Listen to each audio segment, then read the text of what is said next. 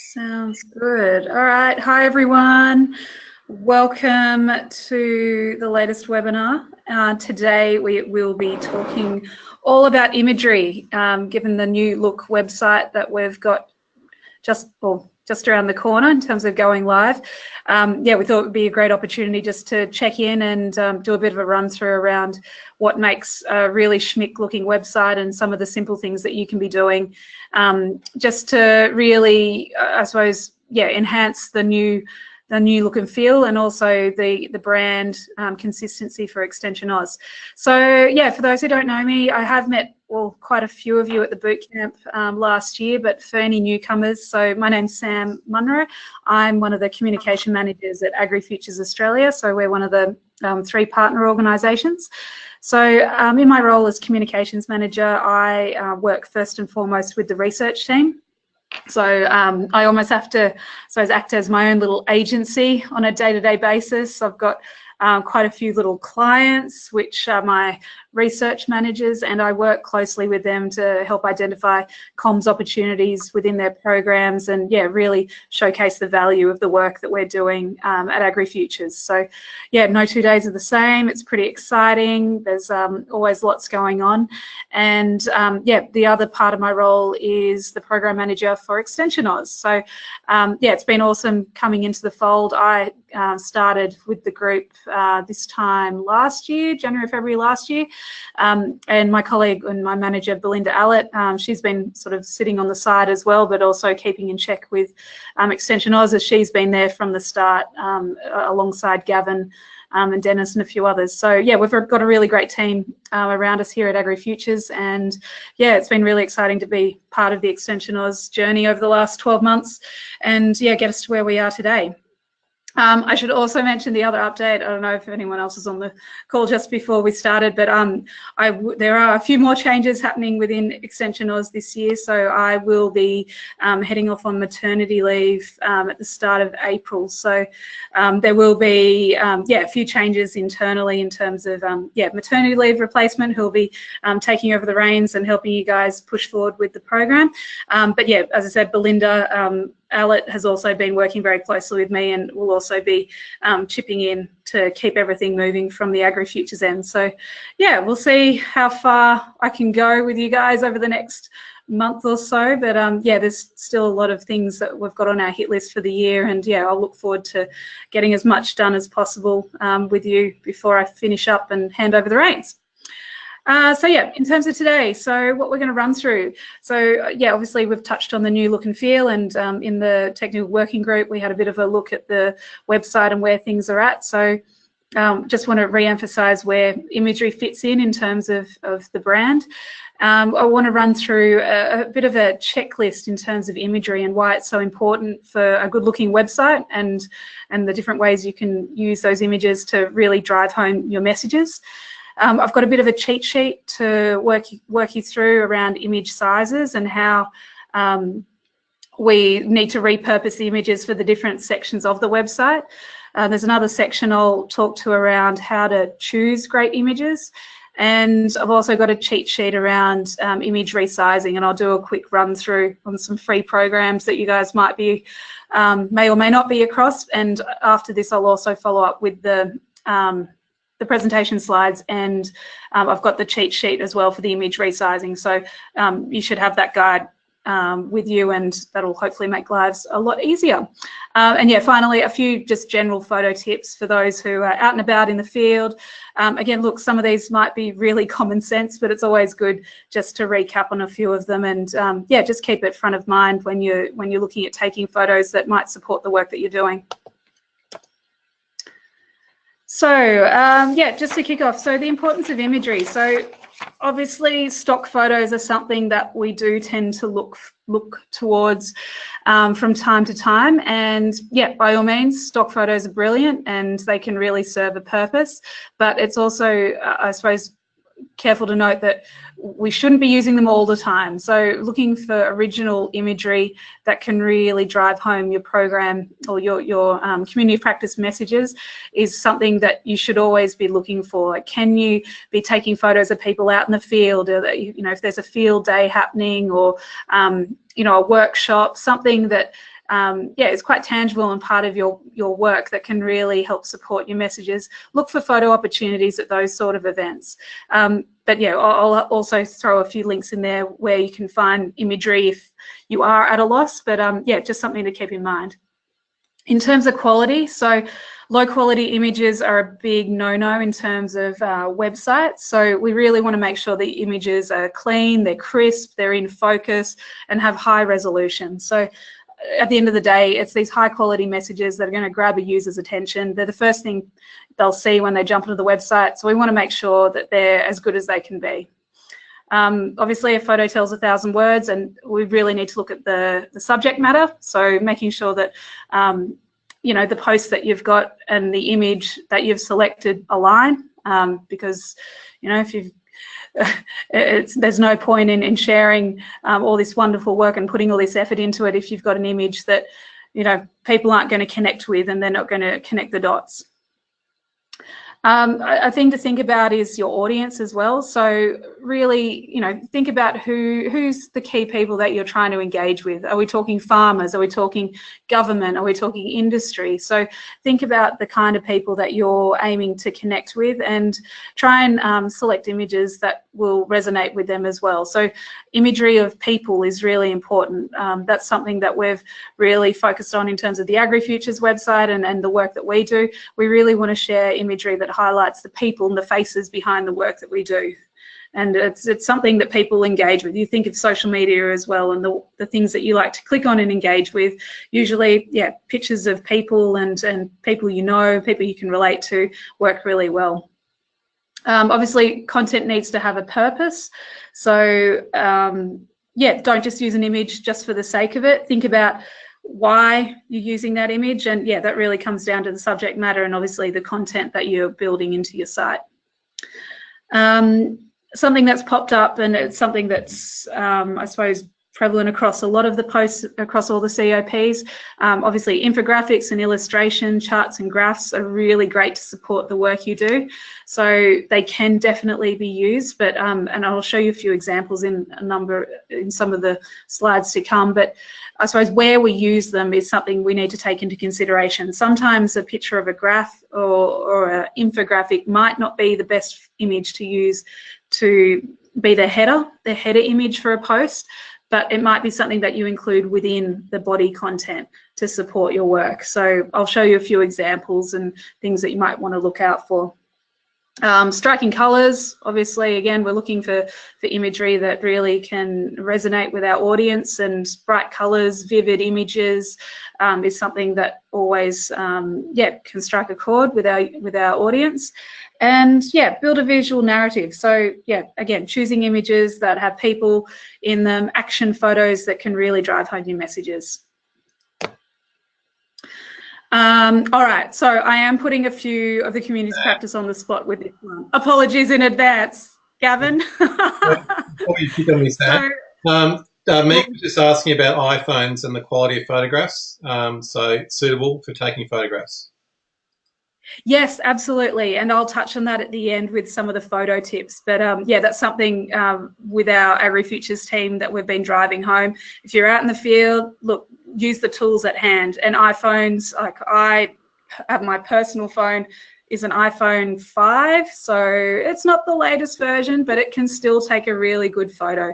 At the end of the day, it's all about making sure that it's in focus, you know, it's the right subject matter, and when you're sharing the photo back to your computer or sharing it with someone else, you're sending it in the highest resolution possible. But I'll touch on that at the end as well.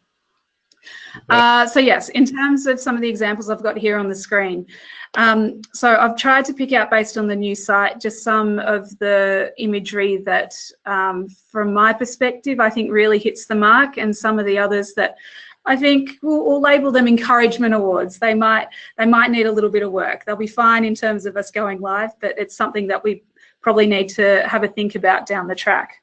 So I suppose just going from the bottom left, so I've got the Victorian Rural Women's Network. So this is their community practice homepage.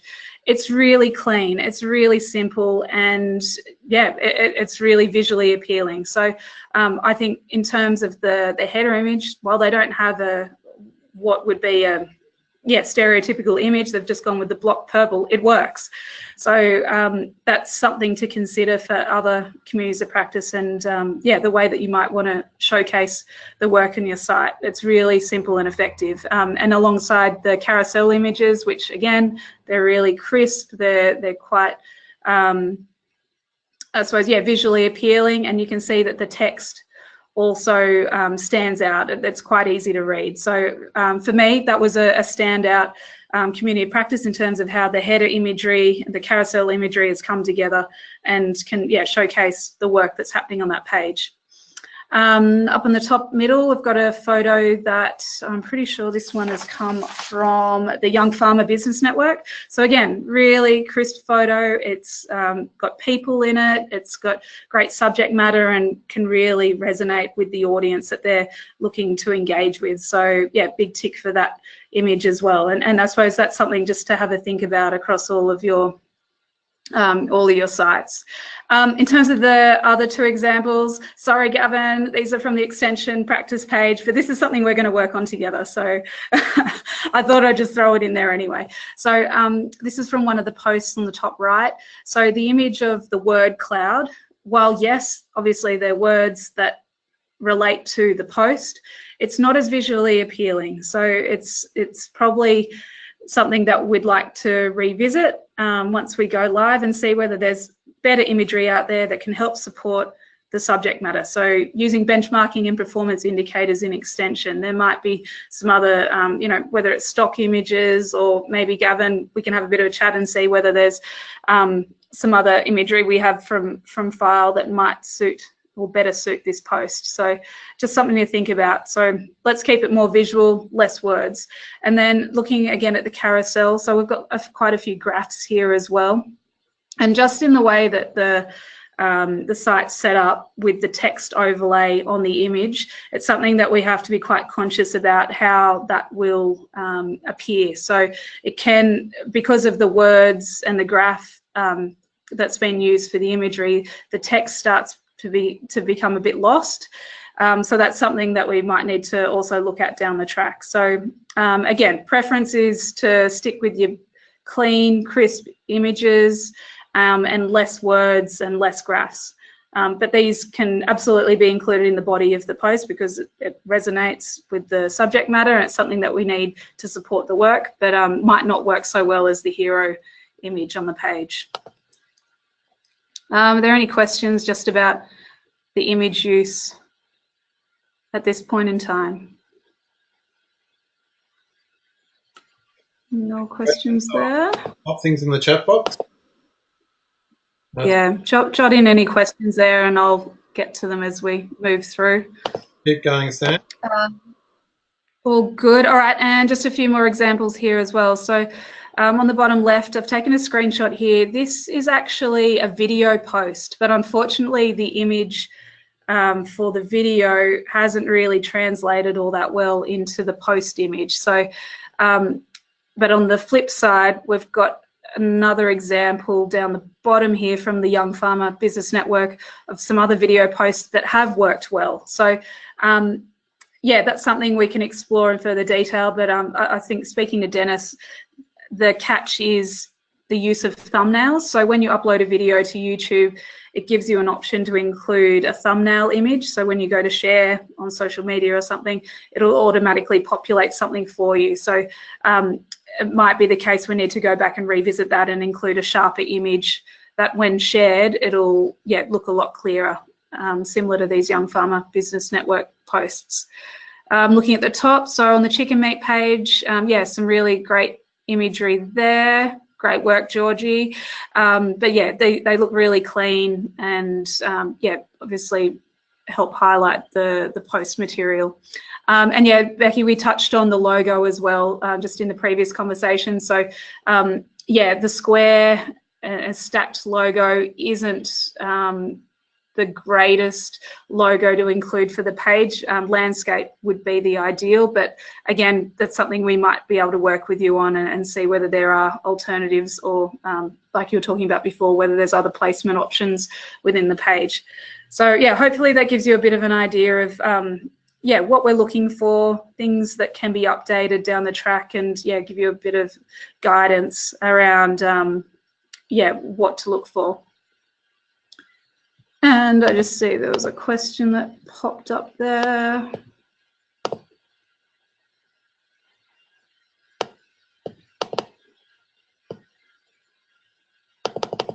Sorry, I'm just going to jump back into the questions so we can cover off. As were taken down in their caretaker mode, so she's going to do that when they can use the videos later in the year. That's with the Victorian election. Yep. And Emily was pointing out that they need a hand with the YouTube thumbnail. Peter. Yeah, absolutely. So we can probably, for communities of practice like you, Emily, we can induct that. You know, we can offline. We can help you with those type of things. Yeah, definitely. So yeah, cheat sheets, I can help pull a few things together there. And I know from experience with the YouTube videos and when you're uploading them, I think it's not hidden. And the fact that it does automatically populate it for you, it's sort of one of those things, oh, great, it's done. But it's not until you start seeing it in practice, you go, oh, okay, maybe that wasn't the best image. So yeah, I think it's just more about being aware of some of the extra steps you can take when you are uploading those, yeah, the new videos, but we can revisit that one.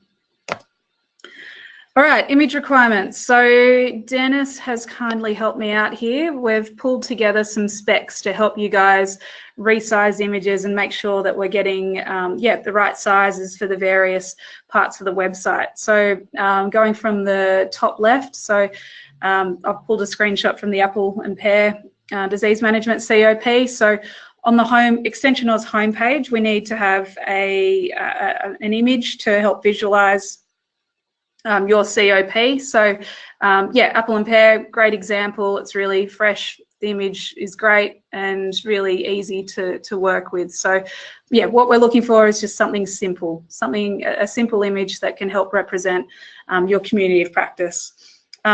Moving over to the right, so again, we touched on logos. So landscape is always the preferred option for logos on the website. But you will notice that there is a difference between the header logo at the top of the page and the footer logo at the bottom of the page. So the header logo will be your community of practice logo, and the one at the footer will be your supporting partner organisation, but they do have slightly different specs. And all of these specs I'll pull together in a cheat sheet. Well, I'll be able to share these slides following the presentation, so you've got these handy if you are ever needing to resize or revisit some of the images. Moving down to the bottom right, so within each community of practice, there's a header image that sits along the top. So this was the example I shared before with the Victorian Rural Women's Network. So for them, they use the block purple, which is really clean and really simple and effective. I've pulled a screenshot here of the chicken meat RD&E community of practice. Again, they've got quite a striking image there that helps represent the work that's happening on that page. And yeah, that's another good example that works for them. Again, we've got some specs there to work with. And then finally, the community of practice post imagery. So this is something that I suppose you've got a few options with, but we want to make sure that every post has a really striking image as the first thing you see. And then obviously, depending on the nature of the content you've got in there, you can add in those extra graphs, infographics and supporting material within the body of the text. So I do have here on the side just a little note around the extensionAUS homepage. So unfortunately with this one, you can't preview the homepage. So it will pull out the most recent posts from across all of the communities of practice, and that'll bring in to the carousel. So I suppose it's just a reminder to be really conscious of how your choice of imagery and the text overlay will appear on that homepage. And I suppose we want to make sure that it's all easy to read, that our users are having a really good experience with the page. And yeah, at the end of the day, that'll come down to you selecting the most appropriate imagery and making sure there's a really clean look and feel to those posts. Sorry, Sam, can I add something there? Absolutely. So with the article slider on the extensionAUS homepage, the COPs can decide what article they want to display there. However, what it does is it will automatically bring in the feature image that you have selected for that article. On that homepage, if you have a look, you can see the Rural Women's Network post there. Now, that's something that I've made because the original one, or the original post that went up there, was very busy. So what I've done is I made a second article with the same content and a really simple image as that feature image, and then I didn't tick home on the post category, so it didn't display on the homepage. So that is another way of getting the information that you want on the extensionAUS homepage by using a second hidden post where you can control that image a little bit more. Too easy, thanks Dennis. All right, so choosing great images. So this is something we've been doing a bit of work on in-house at AgriFutures across our program. So I've pulled a few of the tips that I've been sharing with our team. So one of the big things we're working on at the moment across all of our programs is trying to build up a photo image library for each of our industries. And to do that, we've been starting with a photo brief. So it's a bit of just a one-pager template that asks a few questions to really get the program managers and the people involved in the program thinking about the type of imagery they want to choose that helps best represent the work that they're doing, and things that they should probably be avoiding, because at the end of the day, from the comms end, we're not the experts. I'm not the thoroughbred horse expert. I'm not the chicken meat expert. So I need to work with those that are in the know to make sure that we're selecting the best images possible to help showcase the work that they're doing. So just some of the things that we've included in the brief, and it's something that I'd encourage you to have a think about with your community of practice. So think about what the photos will be used for and what they need to represent. Think about the type of style that you're after. So for instance, for AgriFutures, when we pulled together our style guide, when we went through our rebrand, we had a really bit of a workshop with the comms team around the type of imagery that we want. So we want really striking imagery that's bright and vibrant. We want to make sure it includes pictures of people and places that resonate with the industries that we represent. So being able to sort of summarize it in that sort of fashion is a really helpful way and a really helpful reference point, so that you do get that consistent look and feel across the work that you're doing. And then finally the big one, what do you need to avoid? Because sometimes it can be easy to start at that point. I don't want a horse that has a rider on it with a whip, because from a welfare point of view, that's not a really good look. So we want to avoid imagery like that for the horses, the horse industry. But we might want friendly faces at the races, which can help showcase another aspect of the horse industry. So sometimes working backwards around what you don't want, what you don't like, and then using that to help build your photo brief can be really helpful. Like I said at the beginning, using original imagery really is encouraged. So stock photos, feel free to use them, but where you can, see if you can get photos out and about in the field. And I've included in here a few options around stock images. So there's a great website called Unsplash. They've got lots of great imagery that you can download. They do ask that you reference where possible, but at the end of the day, the images are free, and they've got a really great collection. Canva, which I'll talk you through in a second, also has a really great library of imagery. And then in terms of resizing, so going back to using those specs I shared earlier, there's some really easy ways to resize images and get them right for the website, particularly with the new settings. Canva and Paint, everyone can have access to them. They're all free. Internally at AgriFutures, we do have Adobe Creative, which gives us access to Adobe Spark and Adobe Photoshop Express. They're really easy tools, but they are paid tools, so you may or may not have access to them. But at any rate, there are free versions out there that I encourage you to have a look at. So this is the information that I'll share with you following the webinar, but I'll do a quick run through on Paint as a first point of call, because this should be something that everyone has access to on their computers. So hopefully I can escape here and bring up an example. So Paint, really old school tool, available on all computers. It has everything you need to be able to resize an image. So including the steps, we'll go File, we're going to open a new image. Just so happens to be an image that we've used on extensionAUS. So in order to resize, simple as clicking on the resize button and adding in the pixels that you want it resized to. So in this case, we want to use it as a post image on one of our community of practice sites. So the height, or the vertical height that we want to stick to, is up to 400, and it's automatically resized the horizontal, which in this case is absolutely fine. But 400 is the number that we want to stick to. We want to make sure that the maintain aspect ratio box is also ticked, so that helps us keep the resolution clear and it makes sure it won't distort the image. We click OK, image resizes, File, Save As, away we go. It's really very simple. Not sure how we're going for time, Gavin. I can run through Canva as well if people want, but otherwise I do have the cheat sheet that I'll share following the webinar. You want to flick to it quickly, Sam? That's fine. We're 3:27, so you've got another 12 minutes. 12 minutes. Okay, let's do it.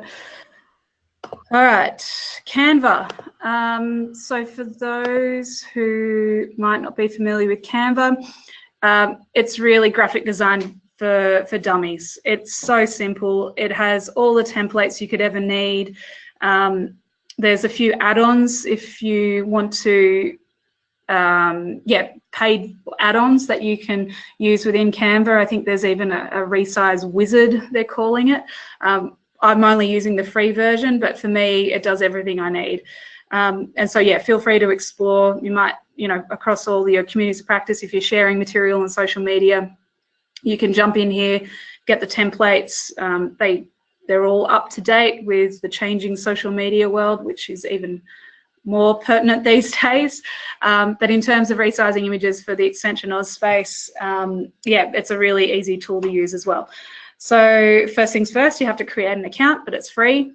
So that's all pretty straightforward. There's a custom dimensions part of the website. So in here, we can add in the details. So again, we want a community of practice post image. Let me just make sure I've got the right ones here. And you've got your options of what you want to be working in. So we'll keep it as PX, which is pixels. Hopefully this is going to work the right way. Oh, no, I put the specs in the wrong way. Let's try that again. 1800 by 400 high.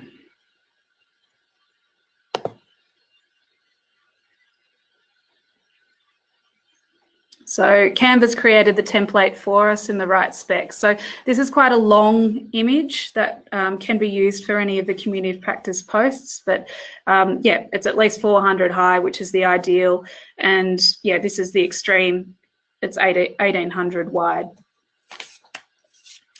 So in order to get our photo into the template, we're going to click on Elements. We're going to select a grid. So this is the space we want the image to fill. There's an upload section down here for images. So pick your image. You'll see here we've got quite a few to select from. I'm going to double click on the image. That did not work for me. And it should automatically resize it. There we go. So now we have our chicken image We can move it around to suit this, to make sure it best fits the space. And then it's a matter of finalizing it. We want to download. We want to keep it as a PNG file. So these files are best for web. Preparing your design, and away we go.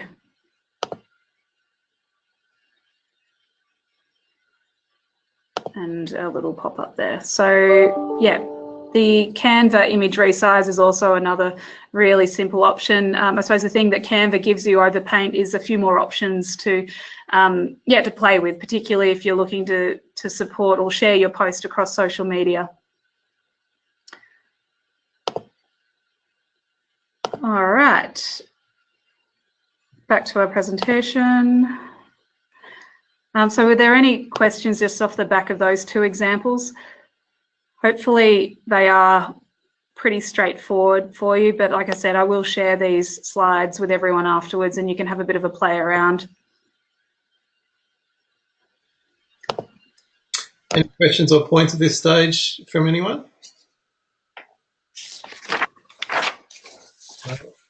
All good.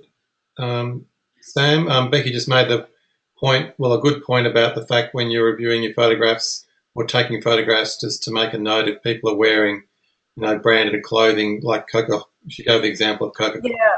Something else, yeah.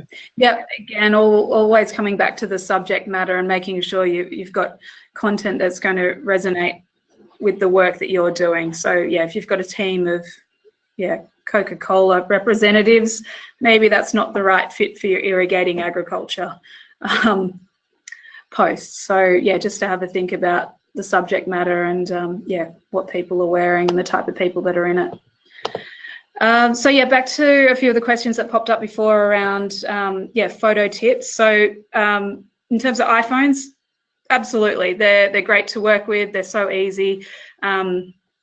Everyone, you know, if you don't have access to one, there's usually someone around you at an event that will have a phone on hand. So even being able to tap someone on the shoulder saying, hey, would you mind taking a photo of us, and doing a quick airdrop or texting the photo or emailing it through, it's a really easy way to start gathering content and sharing that material.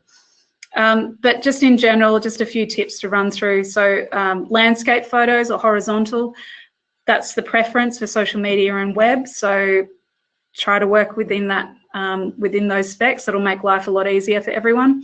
Clear photos, so making sure they're really clear and crisp. So it's simple as tapping the middle of the screen so the yellow box appears, and that'll adjust the focus and get the best lighting for the subject matter that you're working with.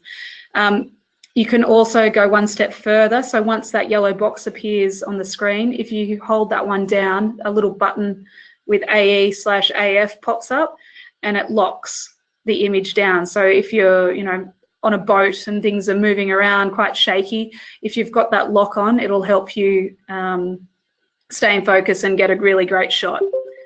So natural light as well, make sure you're facing the light, don't use the flash. Flash doesn't help anyone these days. Prefer just not to touch it at all. There's a rule of thirds as well, and I can share some examples that we've used in some other work just around how you divide the photo into thirds and position the subject matter. It's just a different way of looking at it and breaking up that subject matter. I've included a note in there about consent as well. So when we use or taking photos of people, it's, look, at events, there's usually, a waiver of sorts, photos may be taken at this event, please make yourself known if you don't want to be photographed. But at the end of the day, it's always just polite just to tap people on the shoulder if you are taking photos of them and just give them a bit of a heads up that, hey, we're taking photos for extensionAUS. We might look to include this photo on one of our websites. It's, just courtesy and can get you out of trouble if, you do get anyone coming back saying, hey, I didn't realize you were taking my photo and using it in that circumstance. And then high-res photos as well. So I mentioned it before, don't compromise on your quality. Make sure that your images are as high quality as possible. And just in terms of wrapping up, so hopefully I've given you really brief insight into some of the do's and don'ts around imagery, and yeah, especially with the new look website, just some of the things to start looking for once we do go live. So like Dennis said, we are in a position to go live. We've got all the content there, which is great. So now it's sort of it's a really good chance for us to just go back and revisit old content. So if there's imagery in there that's been used that's blurry, it's out of focus, or it doesn't really best represent the content you've got sitting on the website, have a think about what other images might be best suited to that space, and then yeah, working with the specs that we've provided and some of the tools like Canva and Paint, yeah, use them to resize your images and get them back up onto the website. So look, there's some really easy tools at your fingertips. They're all free, and there's people like myself and well Dennis as well from the IT side of things that can help yeah, best direct your inquiries and get your websites yeah, looking really schmick. So yeah, really encourage you to go out and have a go using some of these tools, and yeah, start building an image library that really drives home those messages that you're looking to share across your communities of practice. I'll leave it there, and yeah, if you've got any questions, feel free to shout out or jot them into the chat box.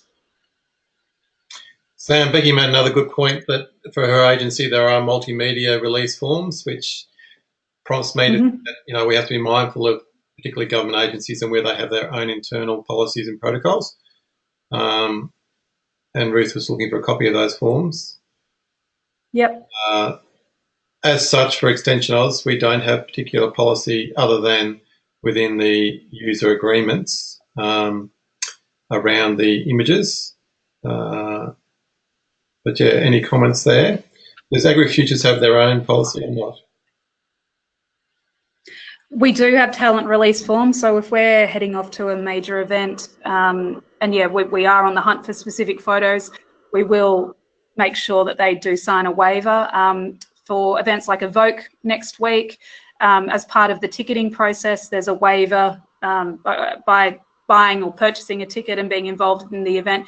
You yeah, agree to being photographed and videoed and all the rest, unless otherwise stated. So there's a few different ways around it, but for us, I suppose at events, and you know, if we're looking for social media content, a lot of it really just comes down to common sense and that common courtesy around, yeah, tapping people on the shoulder, asking them straight up, would you mind if I, you know, if I take a photo, we'll be looking to use it on here and here. And people will tell you if they don't want to be photographed at the end of the day. But yeah, also understand that, yeah, with some of the government bodies that there are a few more yeah, policies in place to help yeah, guide that process.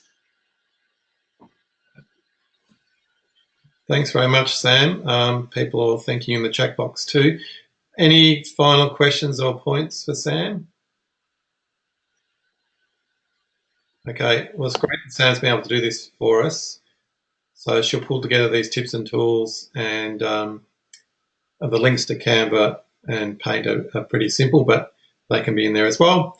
And they'll be in the slides. We'll circulate the slides and the recording. No, it seems everyone's okay, Sam. So any final points, Sam?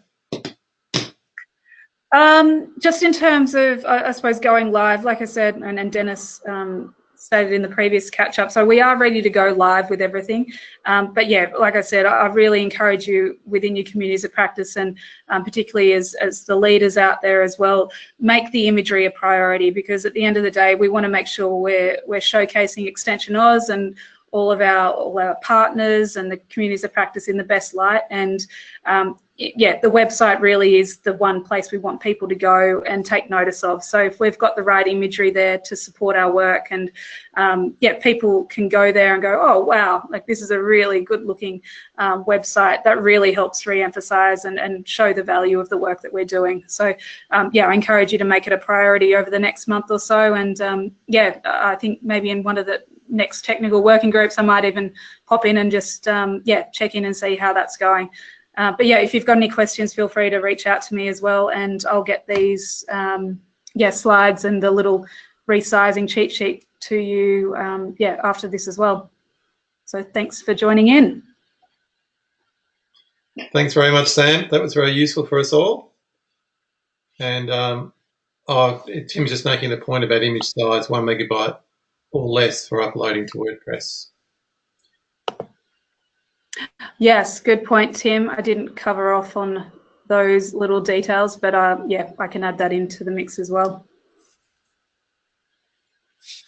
Okay, perfectly on time, Sam. Perfect, thank you. Hopefully in 10 weeks that might be the same for you as well. Thank you once again. Oh dear. No worries. We shall catch up with you all later. And good luck with Go Live. It's an exciting stage. Bye. Very good. Thanks, Gavin. Thanks, everyone. Thanks, Sam. Thanks, Sam. That was great. Emily, yeah. Yeah, thanks, Emily. And Megan, thank you very much. No worries.